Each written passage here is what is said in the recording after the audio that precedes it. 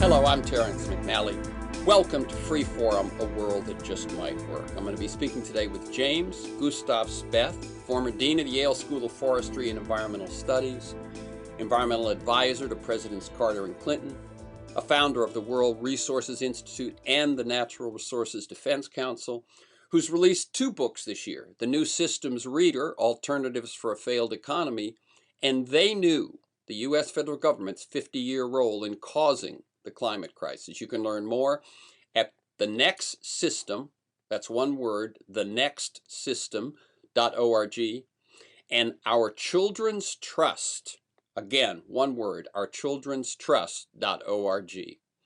The show airs as specials on KPFK 90.7 FM in Los Angeles, streams weekly on the Progressive Voices Network on TuneIn. Podcasts are available anytime, anywhere on Apple Podcasts, Google Play, Podomatic.com, most major podcast sites, and at my site, terrencemcnally.net, TERRENCEMCNALLY.net. My guest served in the administration of a president who installed solar panels on the White House roof in 1977. That's 44 years ago. By the way, Jimmy Carter's malaise speech was not about malaise, it was about meaning. Reagan immediately took the solar panels down, of course, and the next 12 years were basically wasted. Things shifted under Clinton and Gore, though not enough. I believe, however, that if the Supreme Court hadn't halted the Florida recount, Gore would have won the election, and our relationship to the climate crisis and to the rest of nature would be much healthier, and the whole planet would be better for it. I think that in most narratives about America's visions, points of view, and values, certain pivotal events are not cited often enough. In terms of social justice and the lives of the working and middle classes, I cite the assassinations of Martin Luther King Jr., Robert Kennedy, and Malcolm X. But in terms of planet, environment, and climate, I cite Bush v. Gore. But I digress. Gus Speth has been actively working for a healthier relationship with the rest of nature for more than 50 years. He's been in positions of responsibility at the White House, the UN, Yale University, and he co-founded 2 of the most effective and respected national environmental organizations.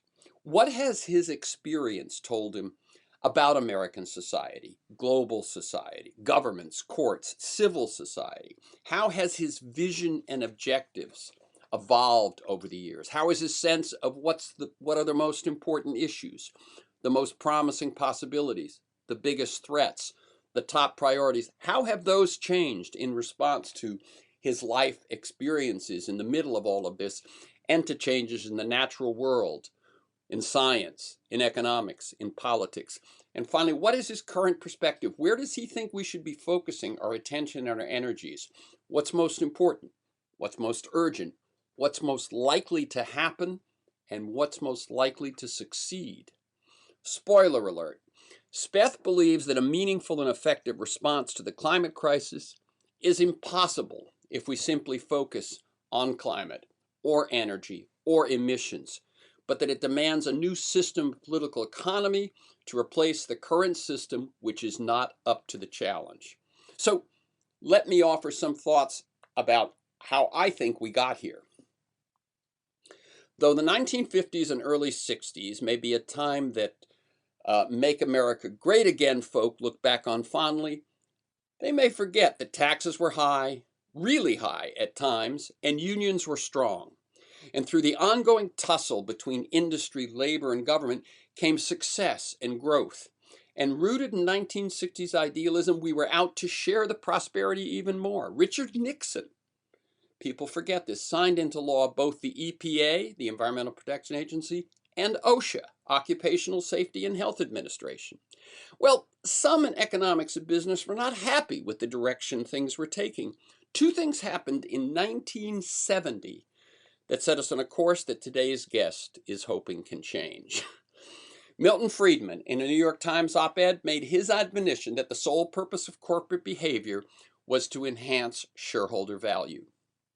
An attorney and soon-to-be Supreme Court Justice Lewis Powell wrote the Powell Memo, advocating that business redefine its relationship to politics and government, Don't let anybody tell you that ideas don't matter. Both of these were just ideas, but they were both adopted with a vengeance, ultimately laying waste to shared prosperity. While much in our culture has come to embody 60s visions, I believe the two 60s values that have fared the worst are care for the planet and economic justice. Why? Follow the money. It is in the narrow and short-term financial interest of wealthy and powerful individuals, corporations, and industries to stall and prevent change in those areas. In addition, despite all the progress in social and cultural terms, we're failing to fulfill another key 60s value, our sense of community. I think we lost it one technological innovation, one demographic trend, one geographic shift at a time. Perhaps we didn't notice the gradual loss, but the price we've paid for convenience and mobility is high. We need a rebirth of community, and that presents a huge challenge in a society where our pain, fear, and disappointment fuel tribalism instead. So that's sort of my sense of kind of what got us here. And as I've said, James Gustav Speth, Gus Speth, has been kind of in the middle of the environmental movement since I cite the year 1970, since at least 1970. James Gustav Speth served as chair of the U.S. Council on Environmental Quality during the Carter administration. From 93 to 99, he was administrator of the United Nations Development Program. A retired professor of law at Vermont Law School, he served for a decade as dean of the Yale School of the Environment and was co-founder of the World Resources Institute, the Natural Resources Defense Council. He's author, co-author, or editor of 8 books, including America the Possible, Manifesto for a New Economy, The Bridge at the Edge of the World, Capitalism, the Environment, and Crossing from Crisis to Sustainability, Angels by the River, a memoir, and 2, as I said, released in 2021. Editor and contributor to the New Systems Reader, Alternatives for a Failed Economy, edited with Kathleen Currier, and co-author with Julia Olson and Philip Gregory of They Knew, the U.S. federal government's 50-year role in causing the climate crisis. Welcome, Gus Speth, to Freeform, a world that just might work. Well, thank you, Terrence. It's good to be with you today. I look forward to the conversation. And let me tell listeners we're recording this Tuesday, October 19th. So I like listeners to get a feel for the people behind the work and the ideas we talk about. And the first question I often ask is how they see their path to the work they do today. But I think your path is so long and so consequential that, as I hinted in the intro, I want to devote more attention than usual to that question. So first, let me ask you, any response to my introduction? No, I'm afraid it was correct. I wish there were a better story to be told. I would just mention that the Powell memo, which you mentioned, came out right around the time we were launching the environmental movement as we know it today, with the first Earth Day, say in 1970, and so there was these two things, and eventually they were doomed to clash, and indeed they have. I think it is important that the growth of this virulent opposition, frankly, to almost any government action, but certainly to environmental action, sort of grew up from its infancy during the same period that the environmental movement was growing up, and the battle has continued, and it's been devastating for environmental progress, and of course it plays into that same confrontation, plays in a major way into the climate issue, which has left us now with quite literally a serious crisis. Absolutely. I said in the intro you've released 2 books in the last year, but it's closer to 3, isn't it? What is It's Already Tomorrow, and how does that fit with the rest of your work, Gus? Oh my goodness, you noticed. Nobody nobody has noticed my little books of poems, but sitting here on our hill in central Vermont, I did start writing poems a few years ago, late in life, and I don't take. I know they're not the best world class poetry, but they've been a joy to write, and a lot of them have to do with the path I've taken over the years, and with our current situation, and including the climate issue. I have one, for example, that talks about a fantasy of fasting in Lafayette Square in front of the White House to protest no climate action, and then it goes from there to talk about the maybe I'll get a room in the Hay Adams Hotel and fast up there instead of down here. It sort of goes on from there to a softer and softer, more comfortable advocacy. Thank you. No, it's interesting. I often find, or not often, but whenever I find that someone I'm interviewing who's known for X has also written a play or two or written a novel, it's always to me sort of interesting to get into, what that means to those people and what that form of expression is and so on. So thank you. So for those Well, of honestly, Terence, I think having slogged through the voluminous information of 50 years of climate malfeasance on the part of our federal government, I needed a break, and I would take a break and write a few poems during no, the break. and Yep. I would think the pandemic probably gave you a little more time to take on that sort of thing as well. Yes, well, and a subject for several of the poems, of course. How could it not be? Exactly, exactly. So for those of you who like what you hear today, um, there are poems by Gus Speth, and the book is called "It's Already Tomorrow." So I said I was going to talk about your path. I'm going to go ask you to go way back. How did your experience prior to your time in the Carter administration, perhaps your youth, high school, college, something like that, influence your path for the rest of your life? Mentors, turning points, moments of decision in those early years that sort of set you on your way. Well, I think the big change for me and a number of other people in my generation, I was in law school in the late 60s and undergraduate before that. And, we were children of the 60s, full bore.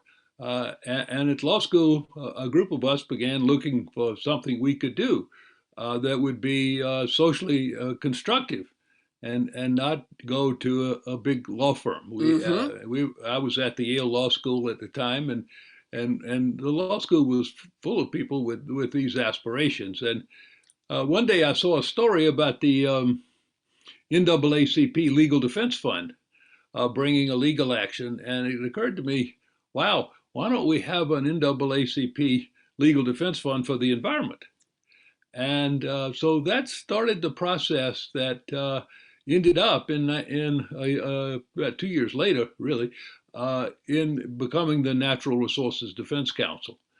We were a young, scruffy group of, I'm afraid, all men coming out of law school, all white men, Mm. which was part of the tragedy of it is that there was great accomplishments from NRDC over the years, but we didn't start with the diversity in mind. And ironically, it was that very diversity, looking at the accomplishments of the civil rights movement and everything that had been accomplished there, that inspired us. Yeah. No, it's so true. When I look at the '60s, and I've mentioned this to you off air, and I think about young people who now hold many of those same values, I believe. But one of their advantages, I think, is that they have such a greater talent pool to draw from. That almost all the leadership of organizations who did good and aimed to do good was male, and if it was unless it was a racially oriented organization, it was probably white male. But then if you went to a Latino organization, it was probably Latino male, and if in a black organization, it was probably black male.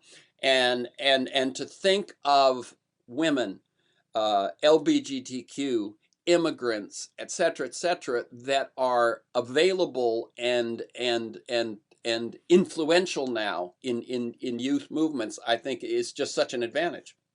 Well, it's inspiring. It really is, and in the climate area, it's very heartwarming to see that the sort of vanguard of the climate activism today is youth, and in a way, our lawsuit, Mm-hmm. Juliana against U.S. was an entering wedge on the youth movement because 6 years ago, 21, uh, very young people, kids, basically, brought this lawsuit against the federal government to compel climate action, and and that was an inspiration to a lot of young people in different places and with different ideas about what to do.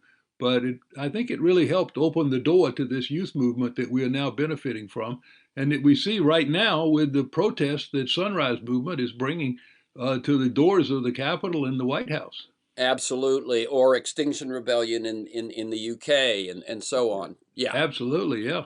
And I think one thing that is striking is that for those who aren't familiar with Juliana versus United States is how youthful these youth are. That this is not just, I mean, Freedom Summer, I believe, where folks got involved in registering voters in the South, I think was mostly college, graduate school, that sort of thing. The youth that were the instigators of Juliana versus United States, like kids who show up in Sunrise Movement, in Extinction Rebellion, and so on, go into high school and younger.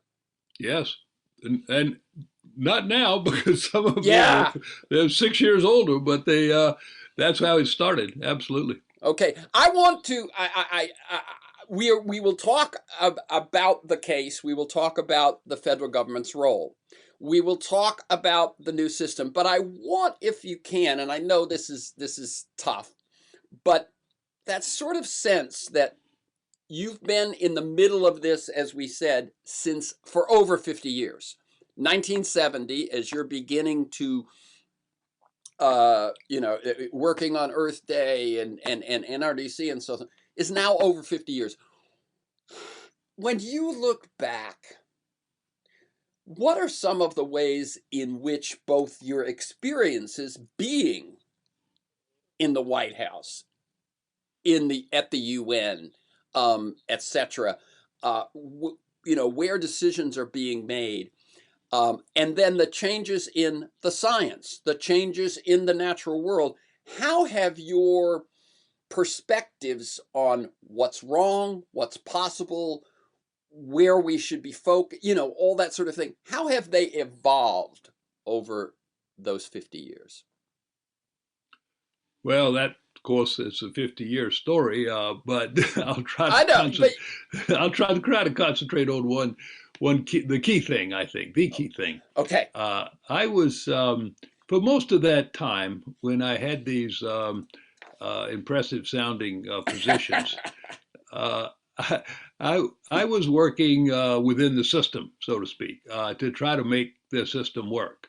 And whether it was international development policy at the UN or environmental policy and energy policy here at home, it was traditional sort of within the beltway, within the system work.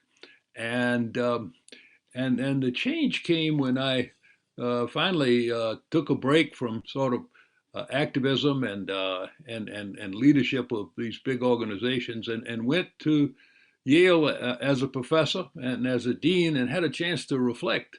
And I asked myself, for example, what's an environmental issue after all? Is it uh, is it, well, it's air pollution, water pollution, climate, biodiversity, and these things. But I asked myself, what if an environmental issue is the things that are really preventing us from accomplishing the environmental objectives, which we're obviously having such a hard time doing over these decades. And the answers that came to me were things like our failing democracy, our runaway consumerism and lifestyle, Mm-hmm. The tremendous power of the corporation in our society is the principal political actor, not merely the principal economic actor.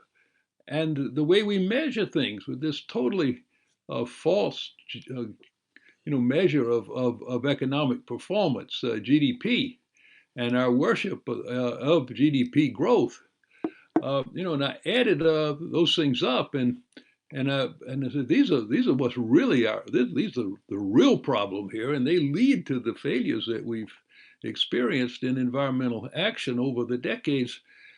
And if I look at that list of things, well, what I'm talking about is the system that we live in. Yes. It's the system that we work and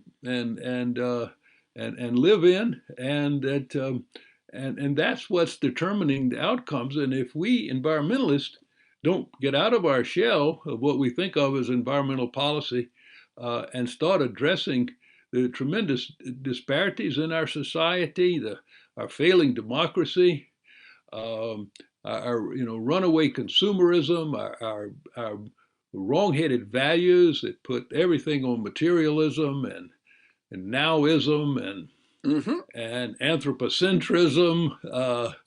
These are wrong-headed values for the problems that we have today, and on and on. And that's the system that we need to attack and challenge now. So I come to that, through the book in a way, because if you look at this 50-year record of government failure on the climate issue, and not just doing nothing, but doing wrong things Mm-hmm. over and Mm-hmm. over and over again, so that the federal government really is a main bad actor in this scene and responsible for a large share of the problem that we have today. Well, if you look at all that, you can't help but conclude something is badly wrong with this overall system that's preventing 50 years of serious effort and serious science from rising to the top and prevailing. And that system is what we have to go after now. And that's the link between these two books, I think, Exactly, exactly. Terrence. I, Yeah. I so agree. I mean, one of my upcoming questions, I think my next question actually was, how do these two books fit together? And you've just laid it out. That is what links them together. So let's begin with They Knew, which grew out of your work, as you said, with the lawsuit Juliana versus United States. What is the story of that lawsuit? Who is Our Children's Trust?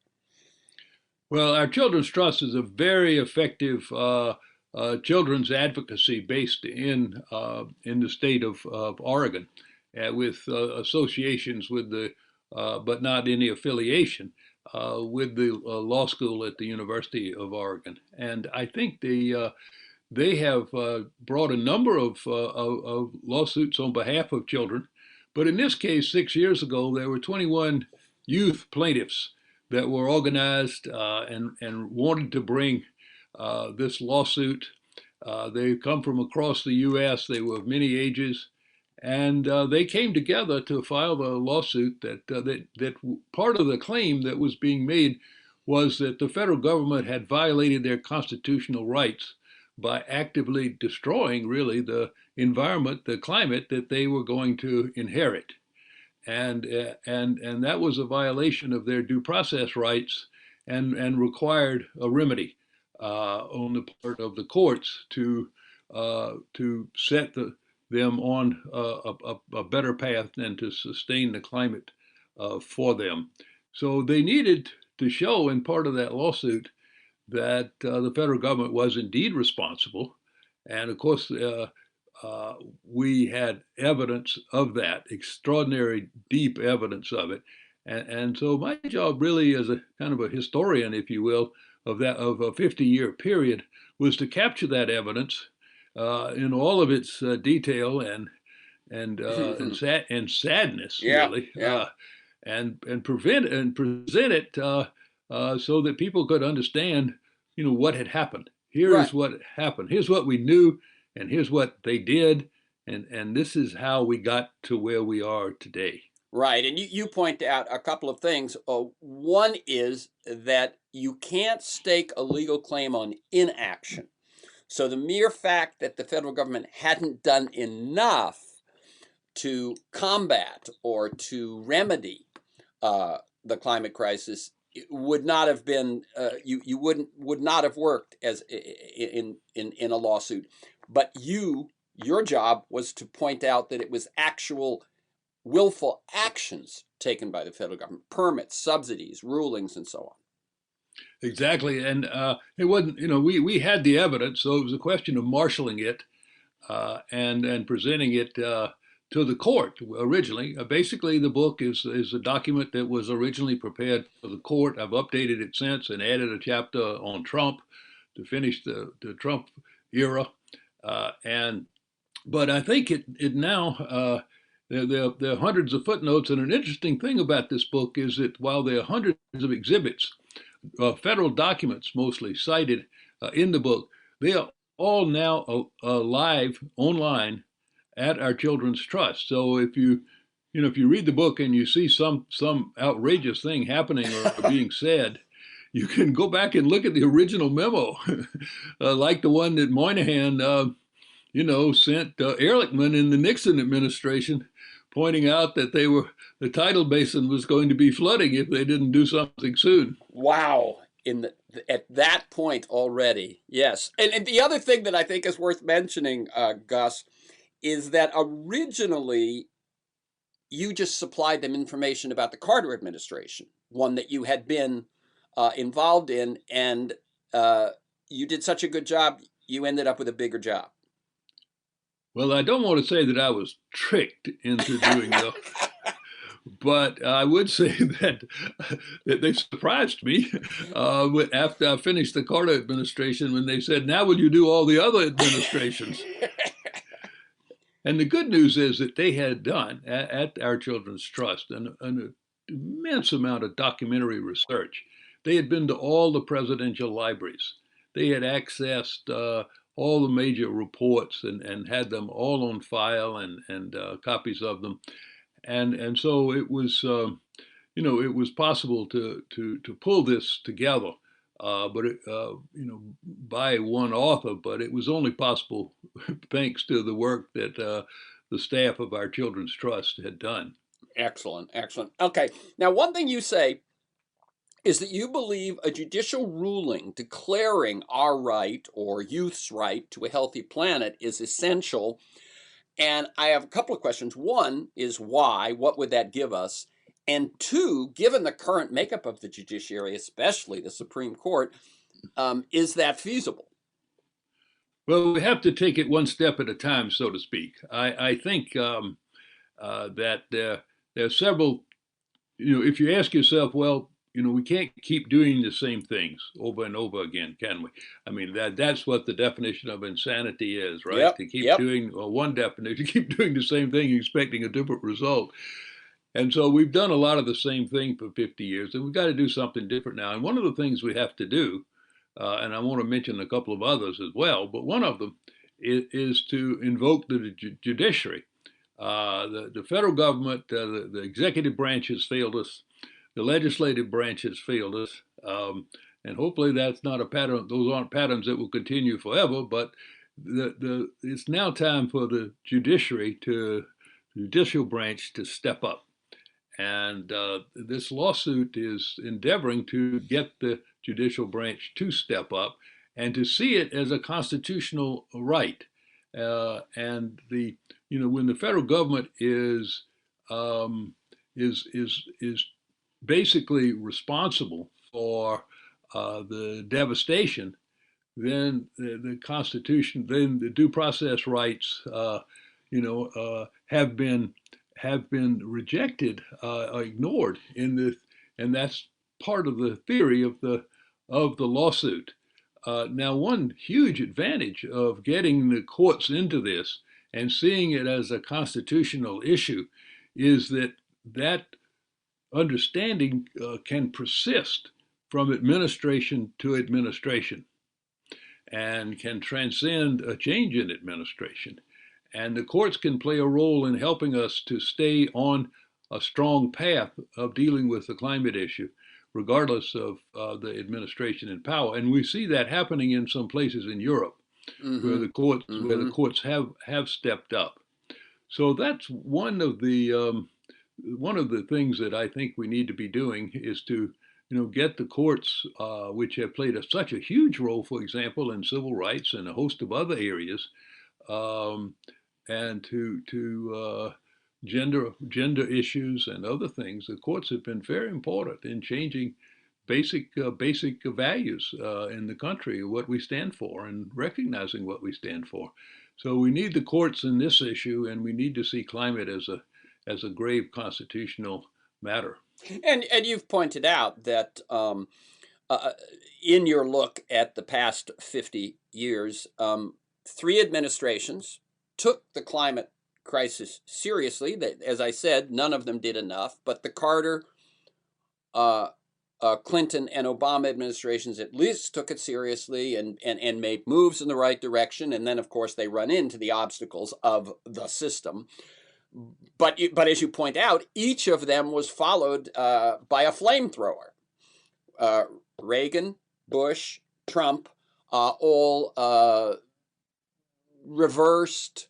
Did more than just not advance, but reverse some of the good of that the previous administrations have done. And so what you're saying is, if the judiciary locks in some environmental values and climate values as a right, then there's a standard against which to hold those flamethrowers. Exactly. And of course, here we are again, right? We have Oh, an administration that has set extraordinary goals for climate protection, basically getting us out of fossil fuels by mid-century, and and other interim goals. I give the Biden administration a lot of credit for those goals, and brought in a strong team to attack the issue, and we have sort of everything hanging by a thread at this point. We don't know what of the Biden plan is going to survive, or how it might be replaced if it doesn't all survive. We're really at a terrible, terrible place right now, but it also, a critical one, and we have to pray and hope that it works out in a positive way, and we can build on whatever Congress can come to agree on at this point. yeah, But it, but we need to see that that could well be followed by another flamethrower administration. sure, sure, yeah, And and I would say in the way that the polarization of at least the bases of both parties, I think that if one looks, we're not nearly as polarized as the media paints us to be. I think, in other words, a lot of issues are very, very close, but the extremes are very far apart. And it doesn't look these days like an administration will be followed by a similar administration just of the other party, right? It no, goes, that those days are gone. I think it's yeah, this drift of the parties apart has been a pattern that's been going on for decades. People have pointed out that it's more a drift of the Republican Party to the yes, right absolutely. than a drift of the Democrats to the left. But and in any case, we're very, very far apart now, and it is frightening because so many of the social and environmental values are at stake now in this partisan divide, which the Democrats aren't perfect, but at least they acknowledge, and certainly Biden's huge plan of $3.5 trillion recognizes environmental and social values as important to the future of the country, which I think they certainly are. Yeah, and let me remind people again. This is being recorded on Tuesday the 19th, and as Gus just said, we don't know what will survive in the Build Back Better legislation. But there is good things in there. But what we are seeing, if one goes back to this conversation about the system and the challenges the system presents us, is that two senators and I could do a long rant on minority rule. But we now face minority rule, and that has been I remember I said in the 70s, the Powell memo, and the movement of business and money, big money, to move away from social justice and environmental justice and so on. We now face a time where one or two senators, despite what their own constituents may favor, are able to at least have an undue influence. We don't know how much they're going to cripple the climate plan, but they have undue influence. And as we know, Joe Manchin is basically in the coal business when he's not in the Washington business. And so the overlap is critical there. And I was going to say, I saw an interview where someone asked you what explains the enormous influence of the fossil fuel industry over the government, and that where they become sort of intertwined. And before I have you answer that, I'm going to say, as I saw that, I thought, well, the same could be said for the pharmaceutical industry, the banking and Wall Street industry, and the weapons and military industry. But the answer, Gus, is? Well, we've certainly unleashed corporate power in this country. We allow it to dominate our politics, and in all of the fields that you just mentioned. I mean, people think of corporations as being our principal economic actors, but they're also our principal political actors, Absolutely. and the things that they do and support. And I think you're right. They certainly seem to have a undue influence on Senator Manchin in West Virginia. But one thing the book brings out is these echoes that if you go through, because we have to look back at Senator Robert Byrd from West Virginia and the role that he played in the Clinton administration in stymieing all climate progress by the Clinton-Gore administration, or most of it. And what they really needed was congressional support for the Kyoto Protocol at that time to make effective the climate treaty. And Byrd played a leading role, a senator from West Virginia at the time, in being sure it didn't happen. So there are these echoes that recur if you have this history. And I think the history that the book provides is a sad story, but it's a story that needs to be told and understood. And I think it empowers young people today when they have this information and they're familiar with how things got the way they are.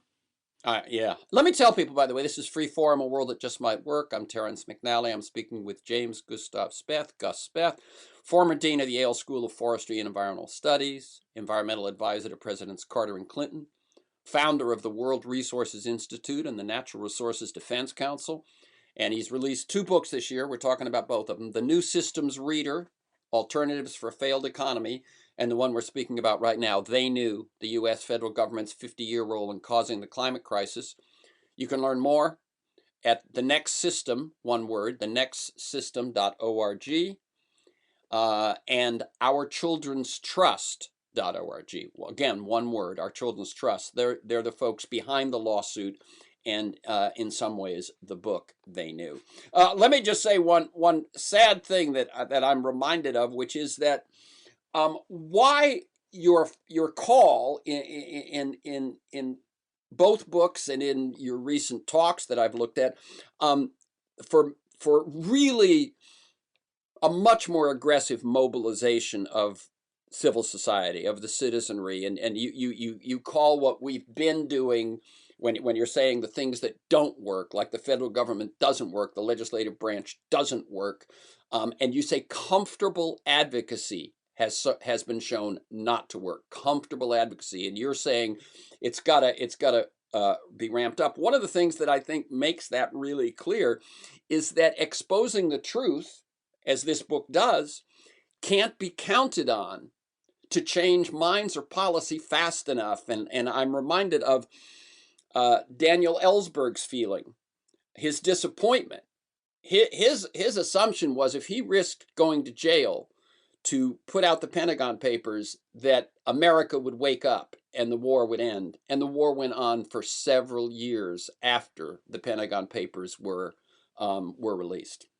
Yeah, well, a number of us, went to jail in the Keystone XL pipeline protest in front of the White House several years ago, and we, that's uncomfortable advocacy, I can tell you, because the central cell block of the D.C. jail is not comfortable.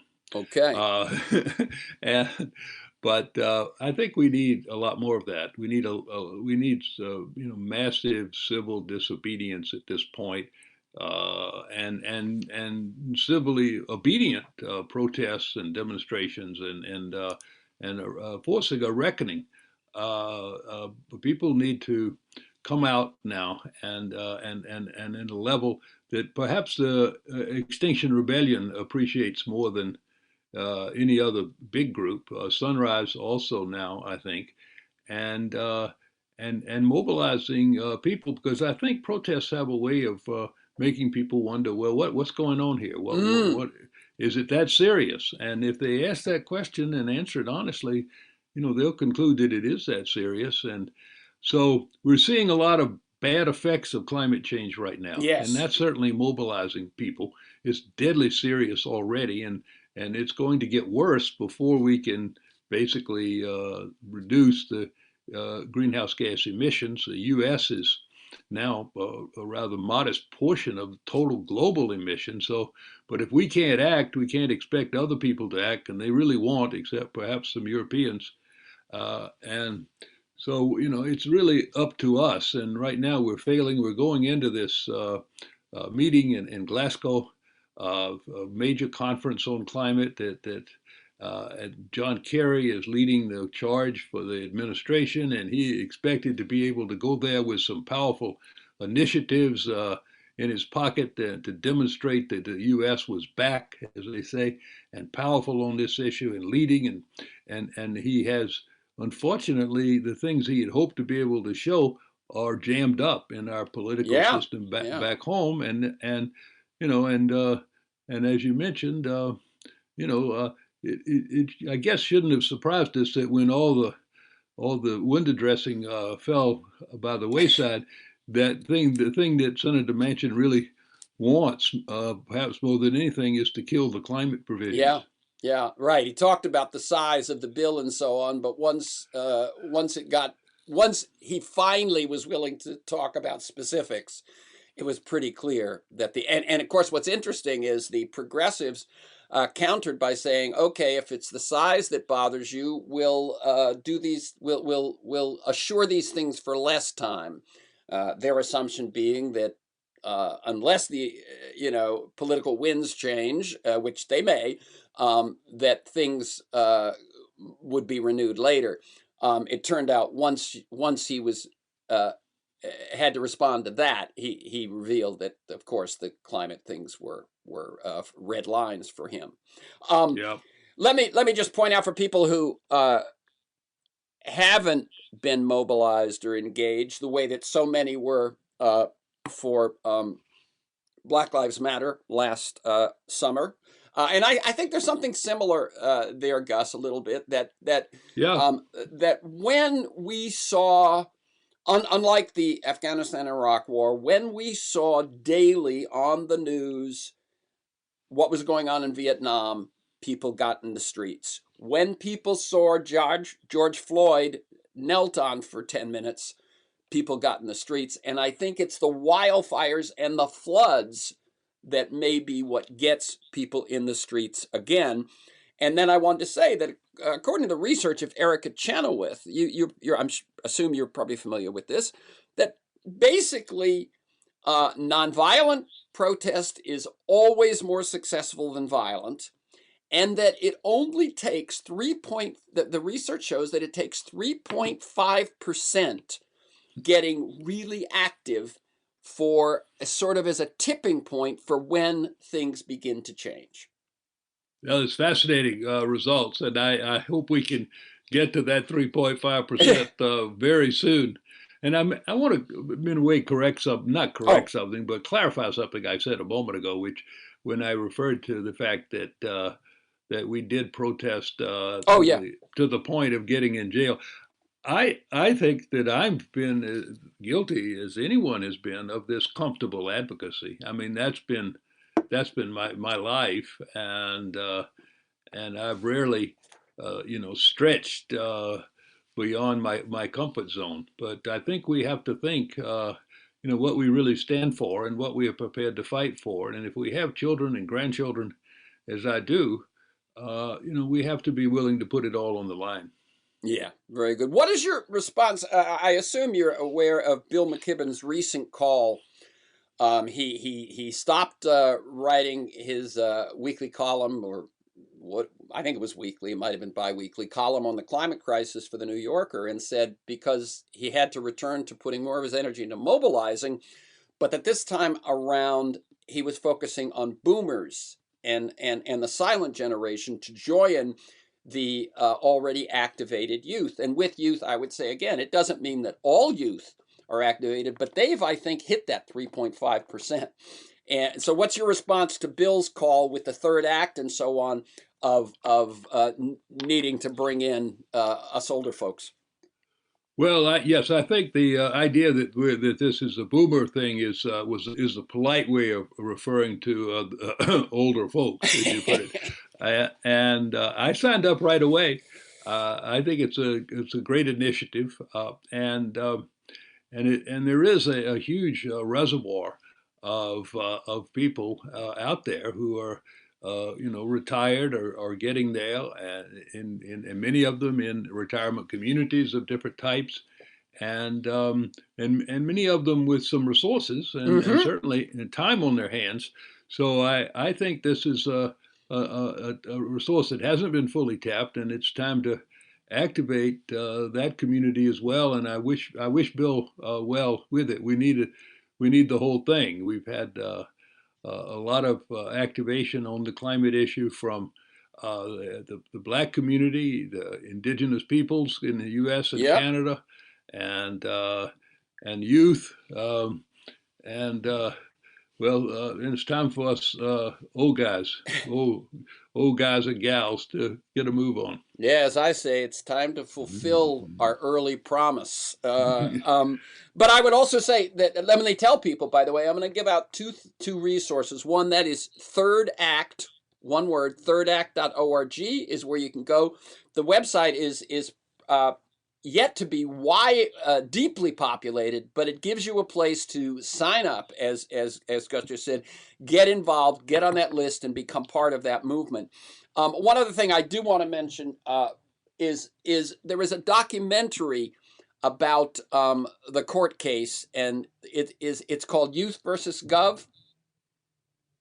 Is that I'm correct? glad, yeah, exactly, and I'm glad you mentioned it because it's, if you want to get a sense of what's really at stake, the young people that you see in that documentary and their personal stories, and what they are going through and what they're willing to go through to promote this lawsuit is really inspiring.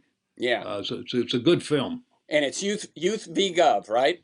Yes. Yeah, so find it where you can. It will bring it to life in a way that obviously words on a page and conversations like this can't quite do. Um, the other book, the New Systems Reader, which is basically what we've in a sense been talking about for the last several minutes. The New Systems Reader, Alternatives for a Failed Economy, edited with Kathleen Currier. How did that book happen, and what did you hope to accomplish with it? Well, I'm part of a group called the Next System Project, and the Next System Project is an organization that is sort of a project of a group called the Democracy Collaborative.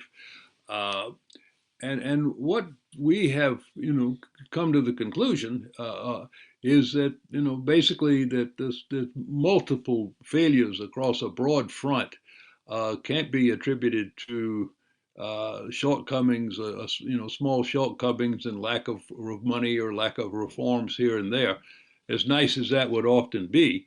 But it's really this multiple failure uh, is the list that you've issued earlier Mm-hmm. is due to the system not performing, a system that has fundamentally different values built into it. Uh, and if we want to deal with these issues, we're going to have to change the system. And I think that's very much true of the climate issue. There's a banner that keeps appearing at climate rallies, and it says system change, not climate change. Mm-hmm.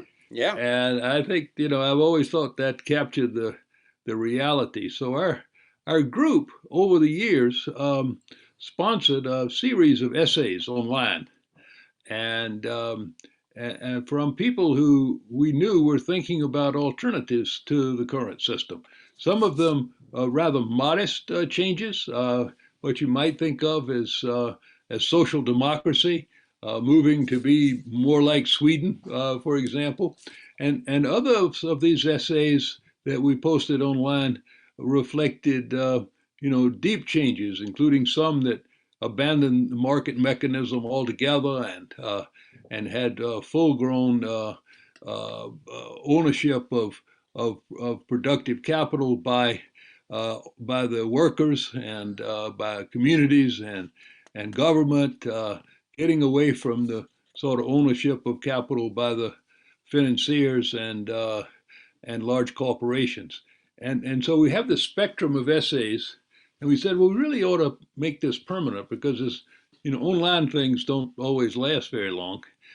So we took these essays from online and edited them into this book, The Next System Reader.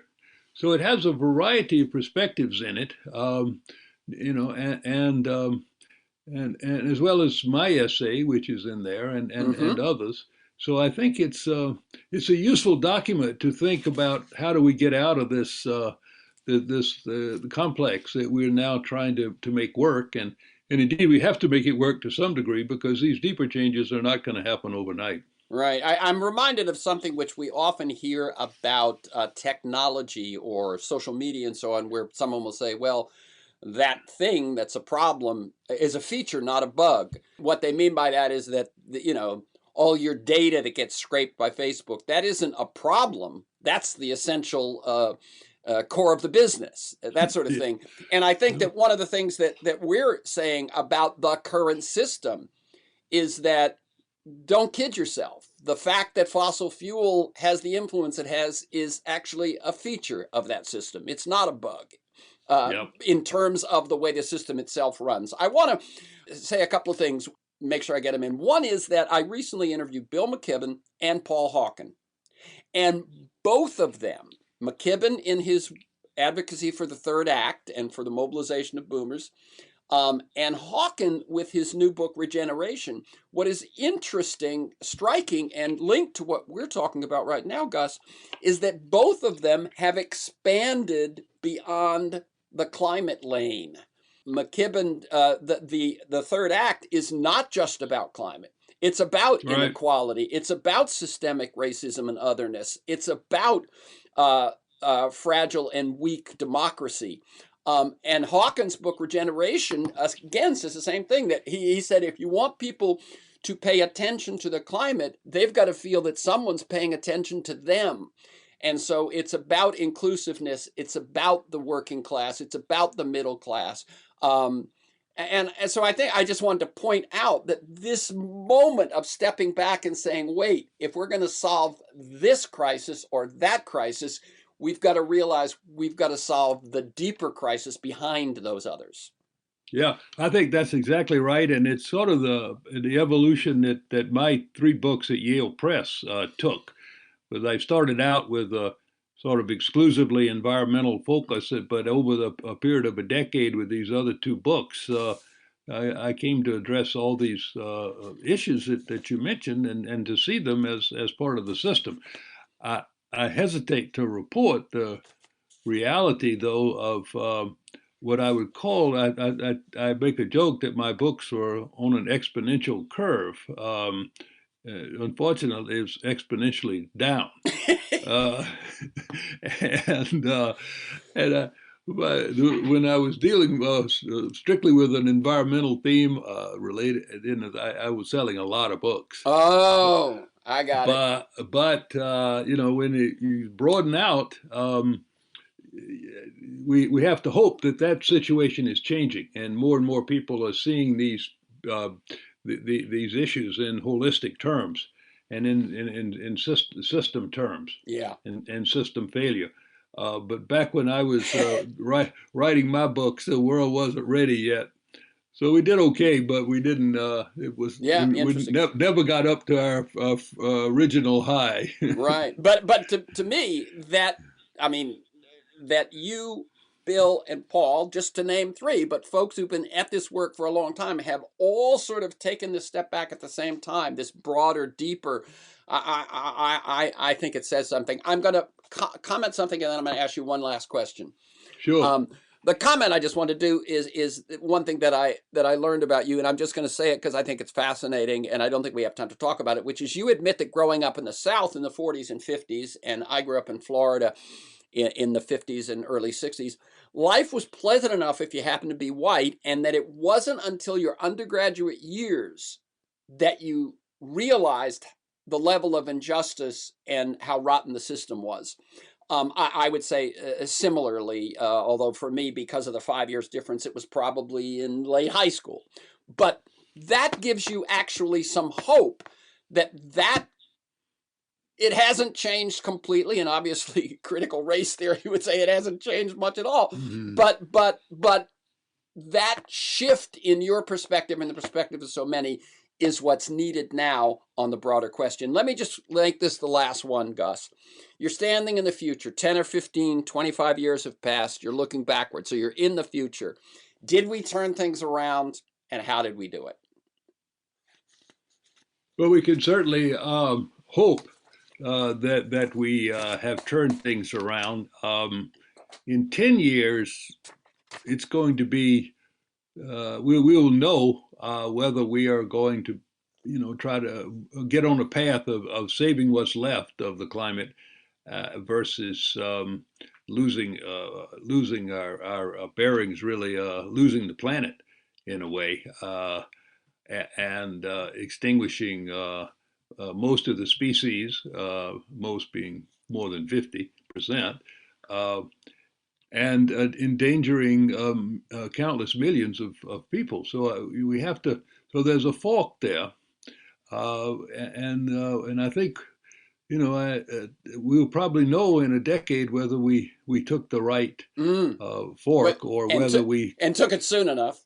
and took it. Yeah, so we'll have to take it very soon to have a noticeable change in a decade. The climate system is, you know, takes a while, and but I think that we only have one choice, and that is to have a vision that is attractive for people and planet and place, and to keep fighting for it. I mean, what else can we do? You know, we just to resign and enjoy what's left of one's life, and let the history take its course is Mm. not a good path.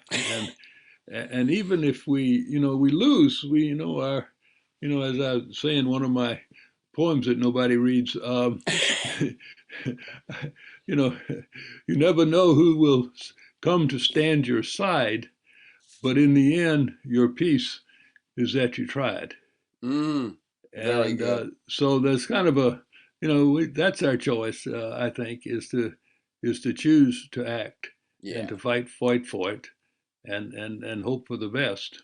Okay, that's a good note to end on. So again, the latest books are The New Systems Reader: Alternatives for a Failed Economy, and They Knew: The U.S. federal government's 50-year role in causing the climate crisis. The websites are The Next System, all one word, thenextsystem.org, and Our Children's Trust, one word, ourchildrenstrust.org. For this conversation and many other interviews and articles, to join me in pursuit of a world that just might work, go to terrencemcnally.net, TERRENCEMCNALLY.net, or a world that just might work speth.com, all one word. They're both the same website. If you want to receive my weekly email announcement telling you who's going to be on, what we're going to talk about, and usually 10 articles to kind of flesh out the conversation, sign up at my site or email me at temcnally@mac.com, temcnally@mac.com. You can also subscribe and listen to the Freeform podcast on Apple Podcasts and at most other podcast sites. You'll find years of podcasts at my site or those sites. Listen anytime. Naomi Klein, Michael Lewis, Robert Reich, Van Jones, Connie Rice, Greg Boyle. You can also follow me on Twitter at McNally Terrence. Thanks to G in production, George Vasilopoulos at Progressive Voices, and most of all you, my listeners, please share this podcast widely. And finally, thank you, Gus Speth. Keep up the good work. Thank you. Thank you for all you do.